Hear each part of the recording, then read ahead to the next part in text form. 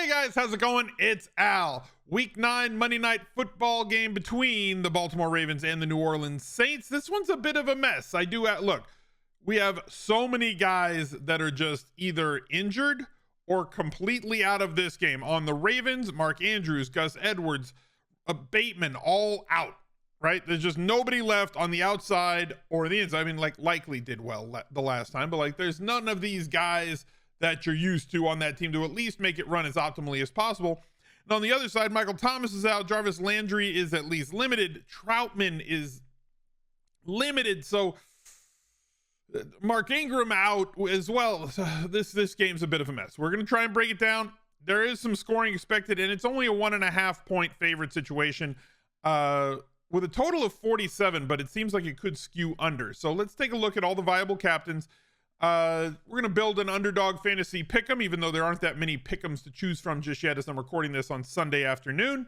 And then we'll build all the lineups over on Fantasy Labs. So thank you all for being here. Let's go. He's a legend.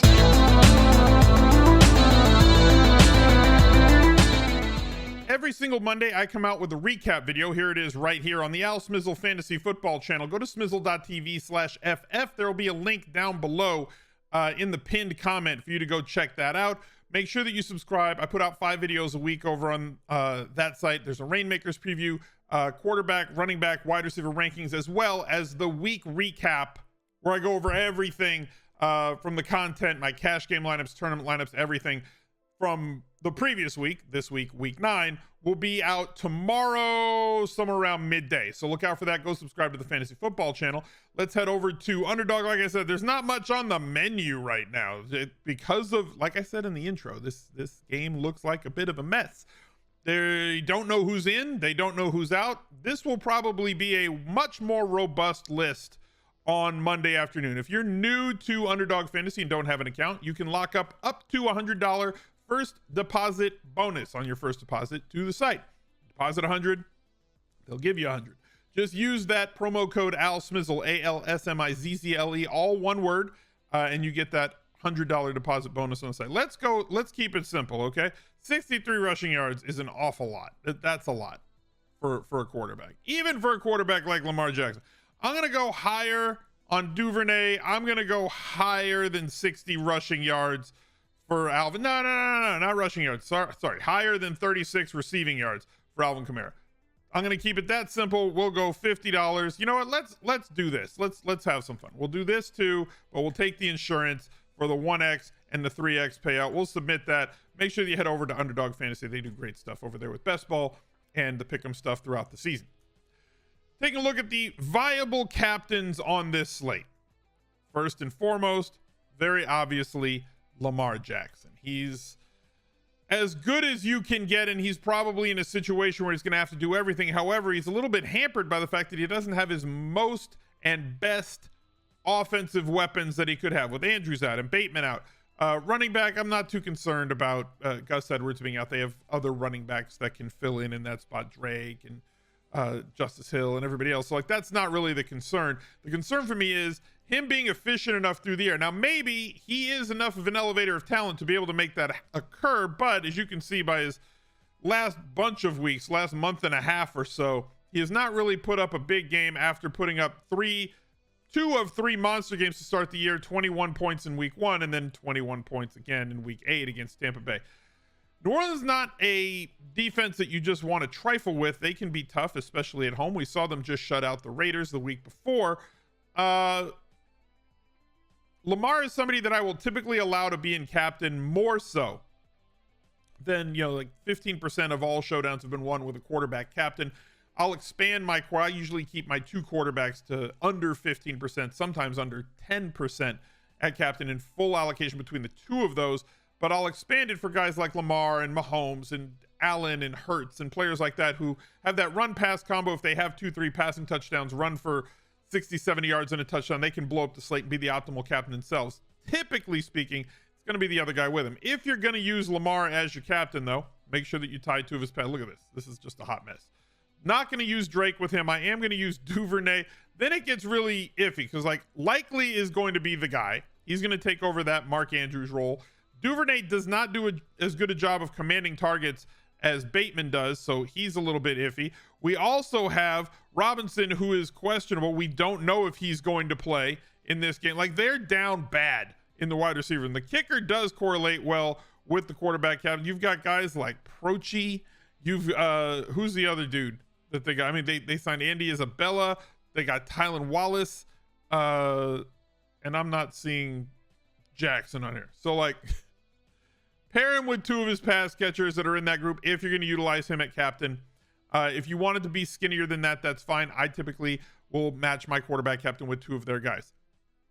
Other players that I think are viable at captain because of all of the injuries right now. Kenyon Drake has already put up a really good number for us in week 6 due to all of the injuries, and he's been extremely efficient in this Ravens offense, right? So typically speaking, the Ravens don't target their running backs an awful lot. He did get 4 targets in their last game against Tampa Bay. Not something that is standard for this offense. They kind of grind it out with about 15 carries on the ground with their RB1.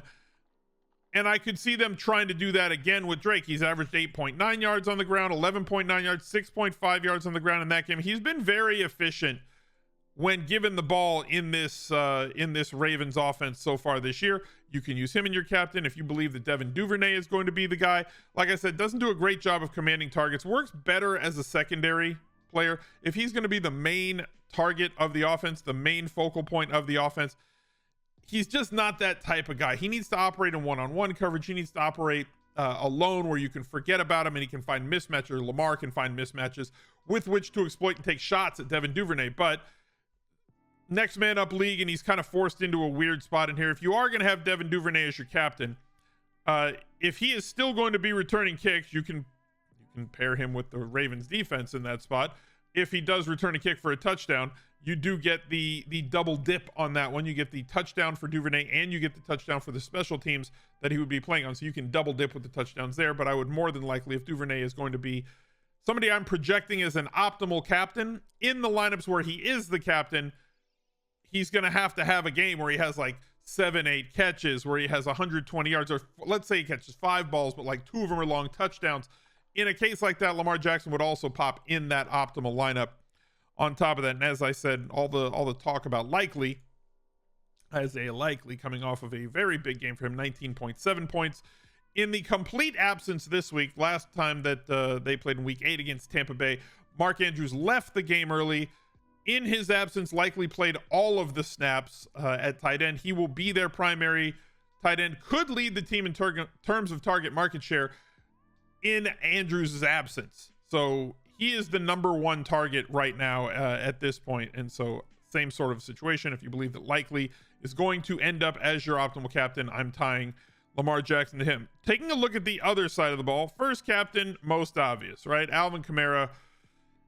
In the absence of all the pass catchers, they go to their best pass catcher to throw the ball to him. 28 targets over the last 3 games. Last week, putting up an absolute monster game with 42.8 DraftKings points.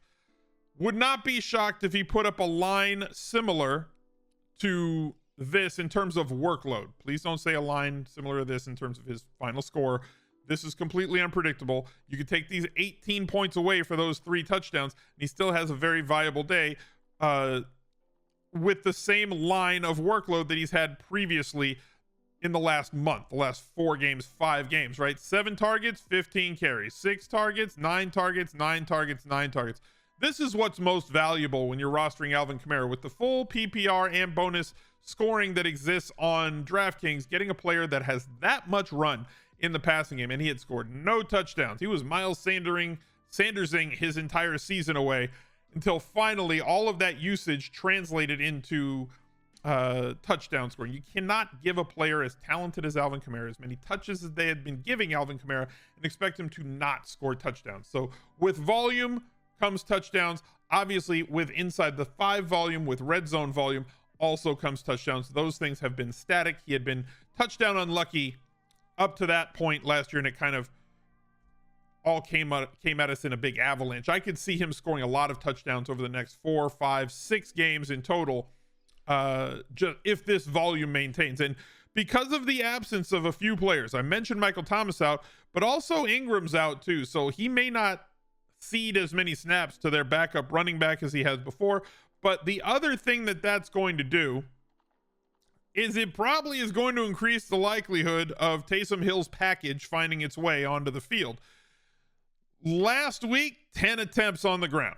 It's an up and down situation. We already know that he is going to be somebody who can be a captain.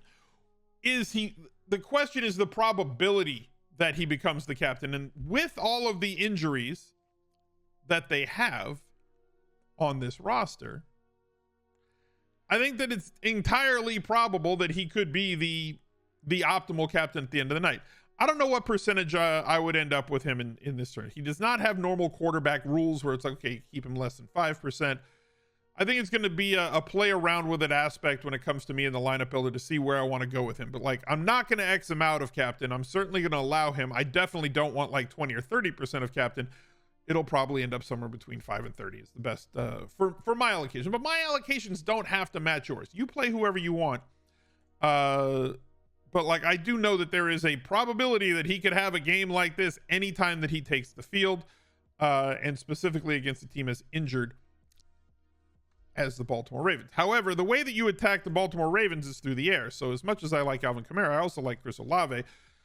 The rookie's been tremendous, and he had coming off of a 10.2-point game. I think that he might get a little bit overlooked in this, but especially if Jarvis Landry is active, where people say, oh, Landry's active, so Olave's not going to get as much work. Well, like, that's a good thing for Olave because, one, you have another viable pass catcher. They can't just attack Olave with all of their best defenders. They have to account for somebody who is talented like Jarvis Landry on the other side. That's A. B, it's going to hold down the percentage because players will try to shy away from Olave as well. So it's better for us as daily fantasy players if their perception is there that he's not as good a play.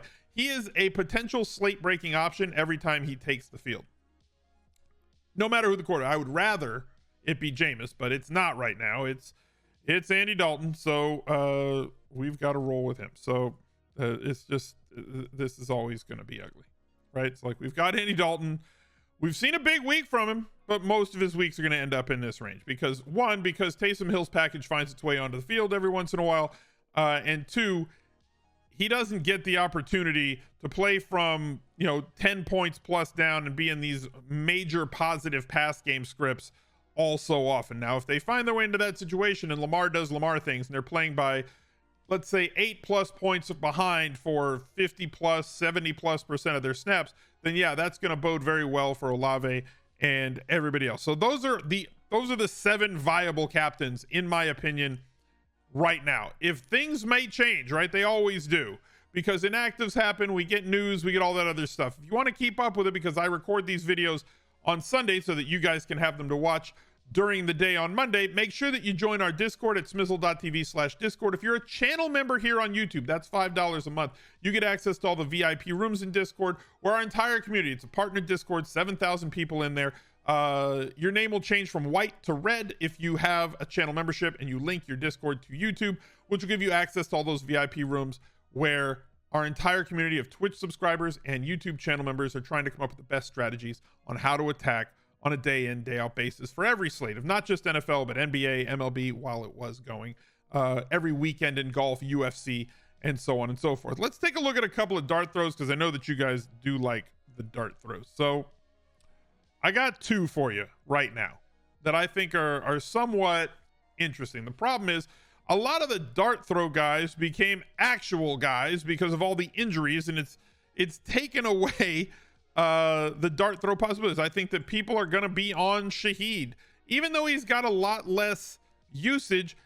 There's just the memory, right? The recency bias that, hey, last time they were on a showdown, he got that touchdown. That made him a winner. Well, now they priced him up to like this ridiculous amount, right? Like now he's sitting on like Callaway, same sort of a thing, right?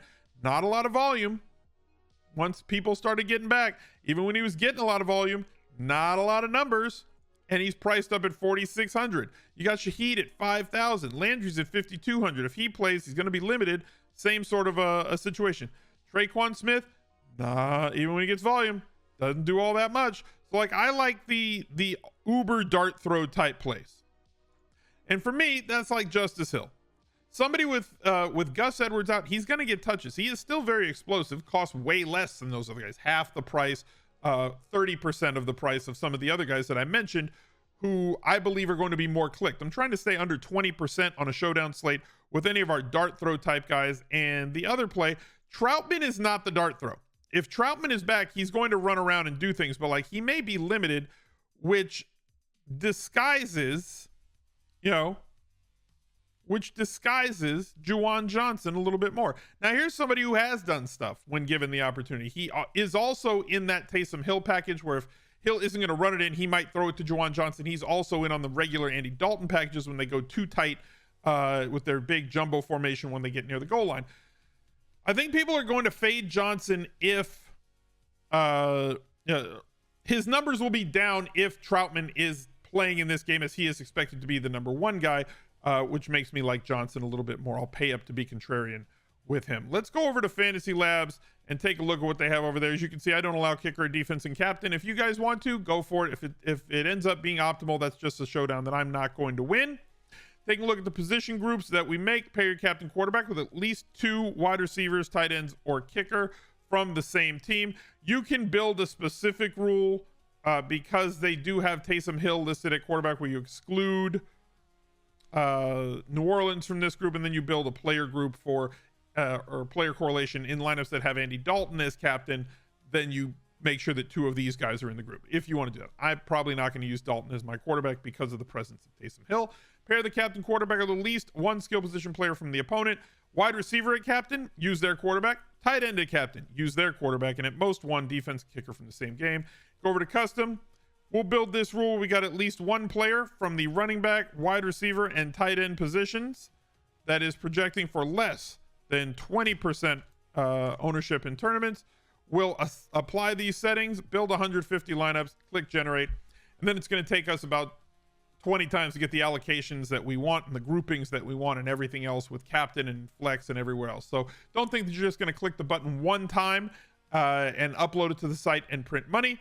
But if you wanted to play with the great tools that they have over at Fantasy Labs, go to smizzle.tv/labs with an uppercase L. The 8-month package is the best package that they have in terms of price, especially considering that you get NFL, college football, NBA, golf, NHL, NASCAR, and MMA projections, articles, premium content, as well as their lineup builder to go with it. So go check out all the great products that they have over there. Support the channels that support us, and look out for that recap video tomorrow on the football channel. Look out for another video right there. He's a legend.